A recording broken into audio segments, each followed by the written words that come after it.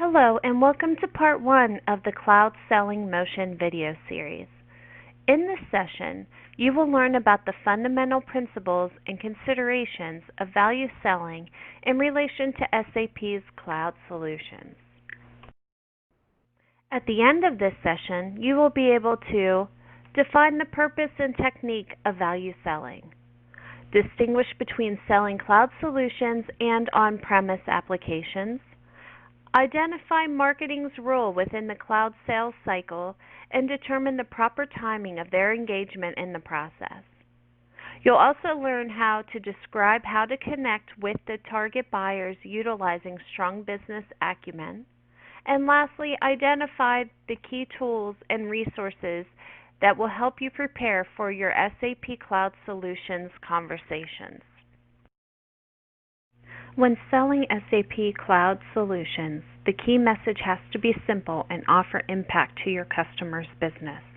SAP CEO Bill McDermott offers a powerful message that captures these very elements in terms of SAP's own experience. Before we take a look at a sales technique that can help you present the value of cloud solutions, please take a moment to read Bill McDermott's quote provided on this slide. So what is value selling and why is this essential to win cloud business? Value selling helps you measure and maximize business value of the SAP projects you are engaged with your prospects and customers. What are some key considerations when leveraging value selling techniques? 1. Create and demonstrate value to executives. Understand what your customers' business goals are and where their pains may be and how they believe they can be resolved. Understand why buy anything, why buy now.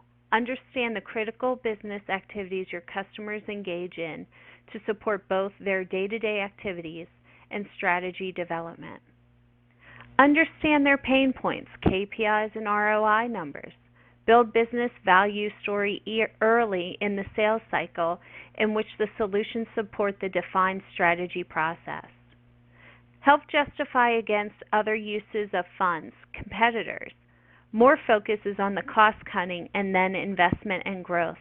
Value selling is needed to secure project funding.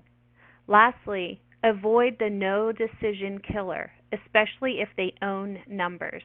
Vendors are expected to deliver a clear and credible value proposition, one that will enable them to present a defensible business case to their bosses and boards.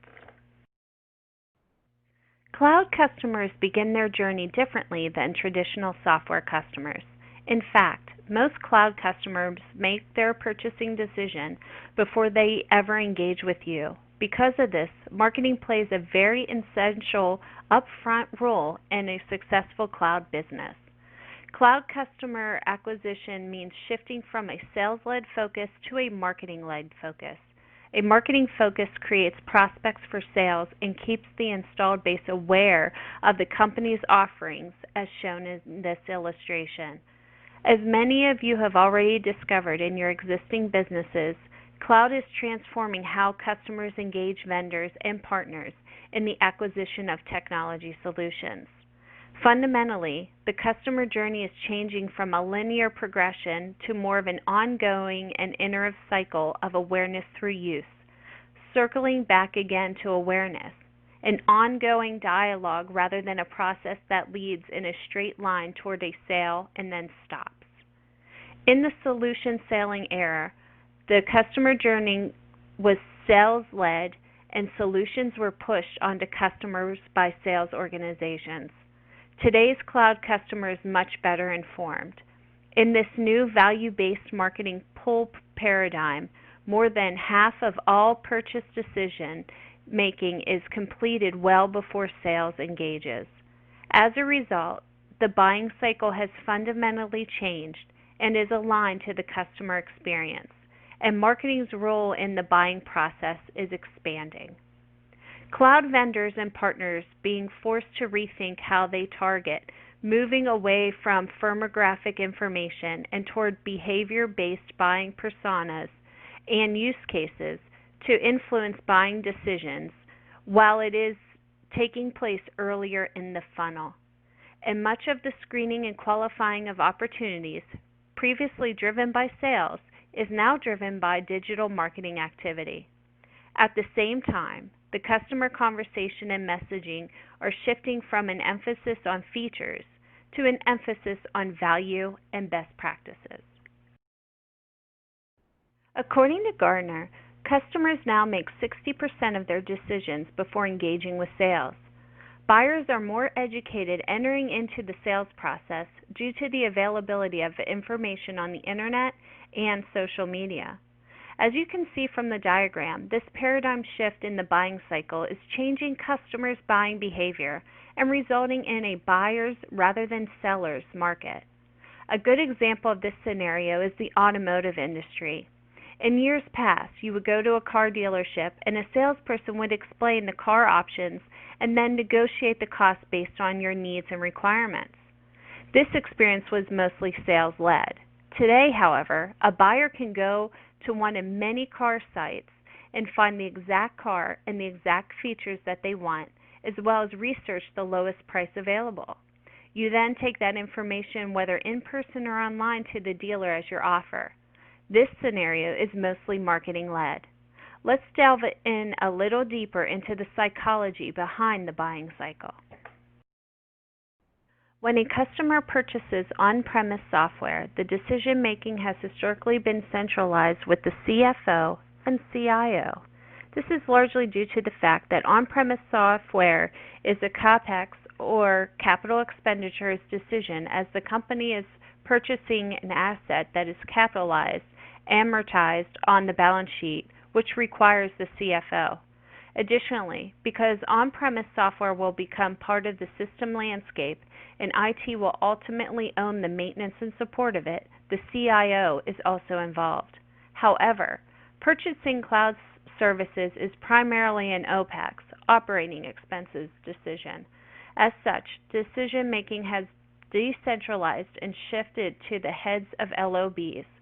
And as they are empowered to make OpEx decisions within their organization's budgets, and CFOs are not always required in OpEx-related decisions. Additionally, since no IT assets such as hardware are being purchased, and because cloud services reside outside of an IT system landscape, CIOs are also not always required in the decision. This shift from CapEx to OpEx is one of the key reasons why decision-making has decentralized and shifted to the heads of LOBs as they own the OpEx decision. Decision-making is no longer fully centralized with the CFO and CIO.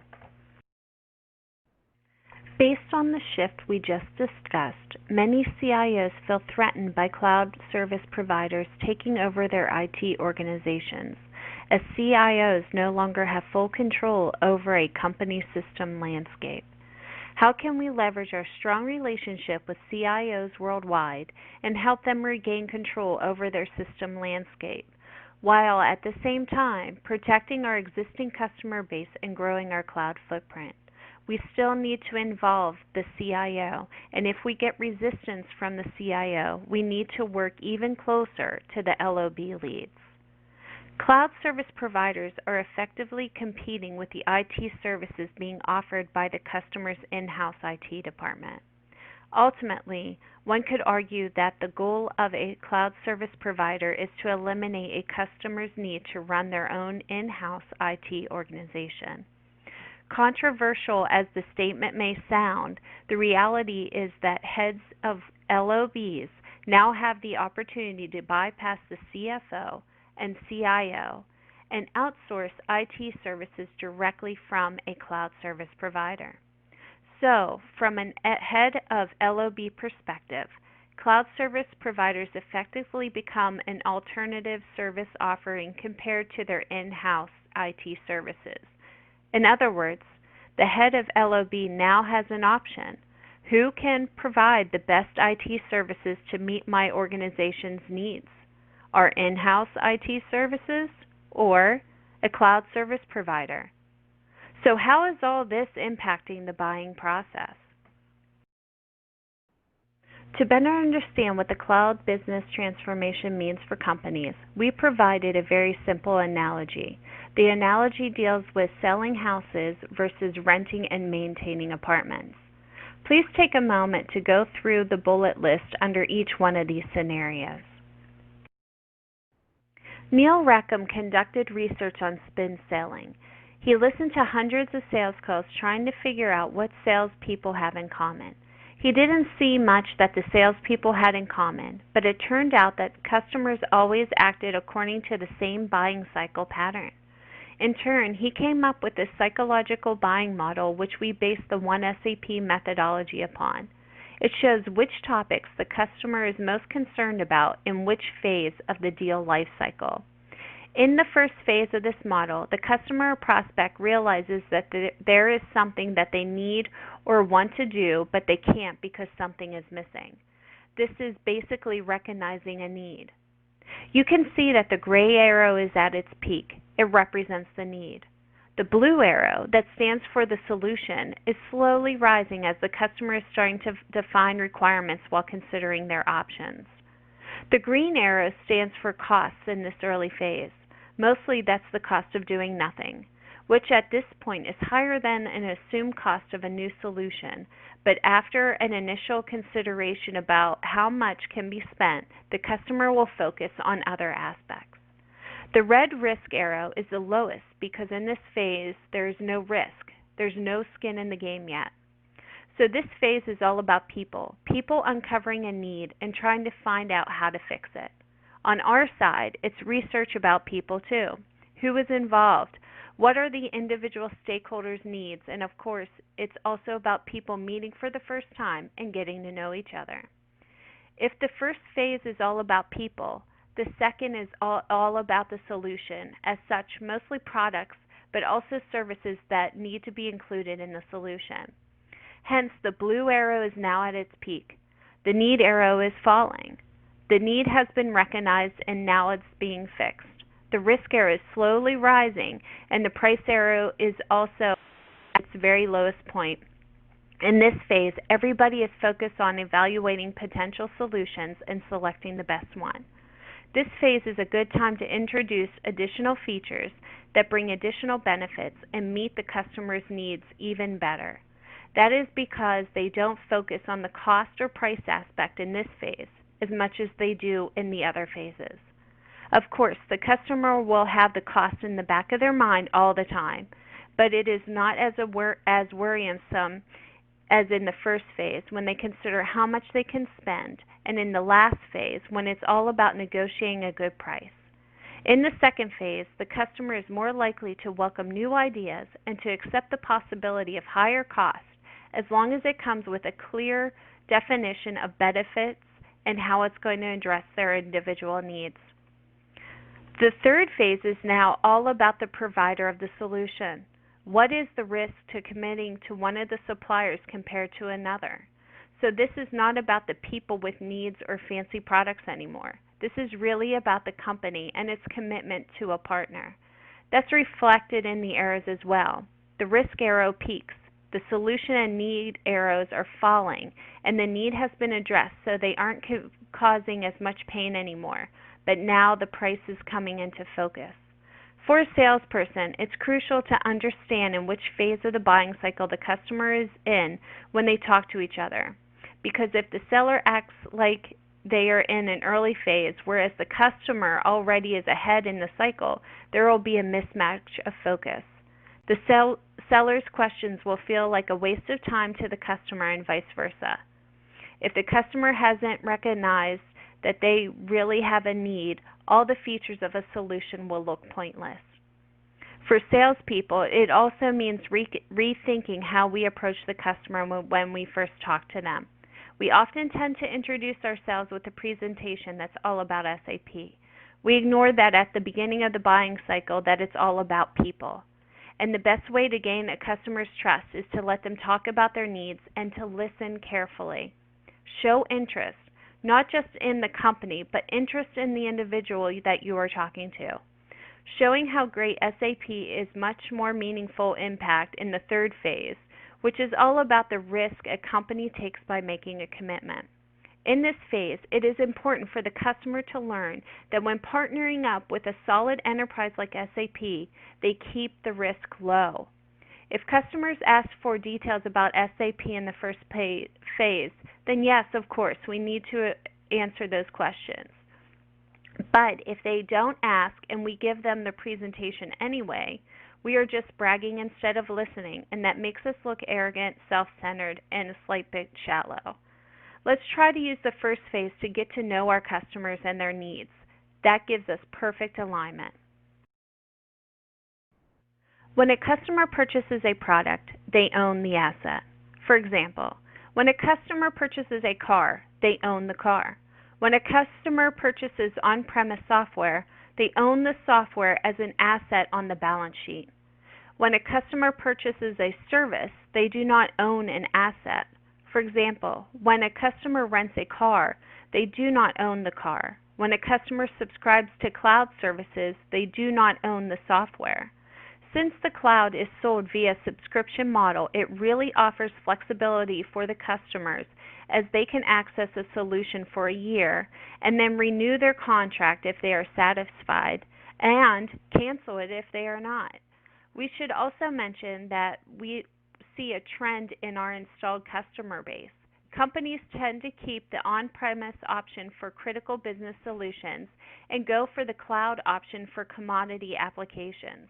In that sense, these two offers are very complementary. The first benefit is flexibility. Network dependency may mean dependency on the internet, but it means independence from the office. Employees are now more able to access data from services outside the office and not hardwired in-house servers, creating a more flexible and mobile work lifestyle for organizations. Not only does cloud computing provide flexibility for workers, it provides flexibility in implementing changes and new technologies without high risk and cost. Because organizations aren't bound to a hardwired IT infrastructure that costs billions to create in the first place, they have room to experiment and change things with the ability to just as easily revert back to their original system if things do not work out. The second benefit is cost reduction and increased efficiency. The low barrier of entry and the pay-per-use model offered by cloud computing makes it very versatile. It is scalable for large corporations and affordable for small ones. Since a massive amount of resources is not needed for everyone, they can be leased to other clients, and the cost can be divided among them. A cloud provider can offer an infinite amount of resources to many users. Because of a reduced time and cost, organizations can focus efforts elsewhere and be more efficient. The third benefit is reliability. While internet connectivity and the provider itself being subject to outage is a scary fact of nature of cloud computing, there is still more reliability in comparison to in-house systems because of the economics of scale. The vendor is more able to give 24/7 technical support and highly trained experienced staff to support the infrastructure at its best condition, and the benefits will reach all their clients. Compare this to each organization having a team of on-site IT people with varied skill sets. And finally, the fourth benefit is security gains. Yes, there are security risks with cloud computing, but the traditional in-house data storage system comes with risks as well. The gain here lies within smaller, newer companies with low budget for implementing security systems and less know-how about security technology. The cloud provider already offers the hardware and knowledge for the most current security measures. It is evident that implementing a new data system comes with serious risks to consider, but it is also clear that the benefits of cloud computing can be factors that help businesses grow, especially smaller ones. It's important to note that from a financial perspective, closing many new cloud deals in a single quarter can lead to an unfavorable short-term margin compression due to the amortized subscription revenue streams being offset by the larger and immediate expensing of commissions within the quarter. However, in future quarters, this equation reverses. as the predictable subscription revenue streams without the offsetting expenses can lead to the favorable increase in long-term margins, especially as new cloud deals become a much smaller proportion of the existing customer base. These predictable future subscription revenue streams are highly regarded by the capital markets. Subscriptions offer a pay-as-you-go model. The customer pays for cloud services in recurring subscription payments. Revenue can only be recognized by a cloud company as the customer consumes the cloud services throughout the life of the contract. On the other hand, revenue from on-premise software perpetual licenses gets recognized as soon as the electronic key transfer takes place, regardless if the customer ends up using the software or not. To further solidify this notion, please take a moment to review the subscription business model example provided. In a cloud selling model, it is very critical to keep focus and emphasis on the post-sales. This work begins the moment we close a deal. We need to guide through a complete customer journey in order to achieve high renewal rates.